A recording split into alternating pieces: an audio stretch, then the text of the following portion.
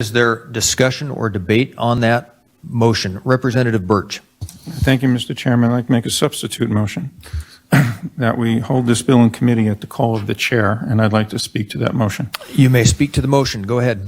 Thank you, Mr. Chairman. So I want to make sure in this motion, I mean no disrespect to the good speaker. What it is a different, it's a different perspective, not disrespect. So I'd like to speak to that. And in fact, I support the portion of this bill that pertains to the military. And in fact, I would gladly co-sponsor that if it was a standalone bill. But I don't think it's prudent to move forward with this bill at this time. I believe it's premature to pass what has been called possibly the largest tax cut in the history of the state of Idaho until we have more information to make a fully informed decision. This bill cannot be viewed in isolation. It is part of a broader mosaic that doesn't make it clear that it can be justified given other factors. And there are three that I'd like this committee to consider. One is that it's part of over a collection of accumulated reductions of over $400 million a year in this bill and other bills that have been introduced, and maybe even more. That's over $4 billion over the next 10 years to be taken from revenue. This bill is $253 million, $50 million for property tax relief, $50 million a year for grocery tax relief, $50 million a year in a parental choice school tax credit, and $20 million in TECM for roads. The second is, this state does need billions of dollars to meet future needs of a fast-growing and aging state. We know from ITD, from what they presented to the legislators in December, that they need at least around up to $200 million a year just for the projects to maintain roads and to replace bridges, and upwards to $5 billion over time for growth projects to handle growth. We have $1 billion in deferred and ignored school building maintenance that was documented in an OPE report that goes beyond what the previous bonds and levies have already been used to pay for. We're going to need, what I've heard, at least $80 million for a new state public defender system, and we need tens of millions of dollars for EMS services, coroner system, in-home care, and so forth. So we have the other side of the ledger. Yes, if you give government money, it'll spend it. The question is, these are the type of things that we know from the people closest to the work that needs to be done where we need revenue. The third concern is economic uncertainties. We don't have a revenue number and a budget yet to determine if we can, in fact, afford this bill. The future of the over $6 billion that we get from the federal government in the face of the Department of Government Efficiency, DOGE, and other executive orders, we don't know how that's going to impact the state of Idaho. That's can have a huge impact.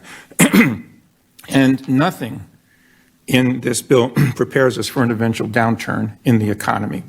So, past performance in past tax bills is no guarantee of future results, as they say in Wall Street. So it's hard to understand, quite frankly, how we can take over $250 million out of revenue for this state when at the same time we're borrowing $1 billion over 10 years for school facilities and paying millions of dollars in interest on it, taxpayer dollars paying that interest. And then finally, the question is, okay, it's a tax relief. For who?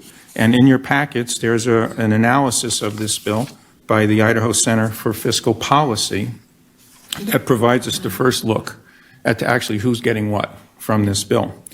And, if you're making an income of between $55,000 and $92,000 a year, you're going to get an average benefit of $127. That's really not going to provide any kind of significant tax relief for the average Idaho family. Of course, if you're making over $280,000, you're going to get anywhere from $1,000 to $5,300. So there's a kind of a general inequity here. So, what people are telling me when I talk to folks at the door is they want grocery tax repealed, and they want property tax relief. No one is telling me they want income tax breaks. That's, in fact, when we handed out checks, when we gave back some of the surplus that we had, so-called surplus, most people told me at the door, I wish the money had gone to my public schools. So I'm not making a motion. This motion is not to kill the bill. I'll be real clear about that. What I am moving is that we pause and give this committee an opportunity to consider the broader, all the other pieces in the jigsaw puzzle here, and does this amount of money in conjunction with the other tax break bills, over $400 million, does it really make sense? And if it does, sure, let's bring it back and vote on it. But let's also maybe check with our constituents as well, maybe, and see, are they really asking for an income tax break of $100 and some odd? So with that, I'll Go ahead and address those. Thank you. Thank you, Mr. Chairman, and thank you for your kindness and the time to be able to present this. So let me address the criticisms of my criticism.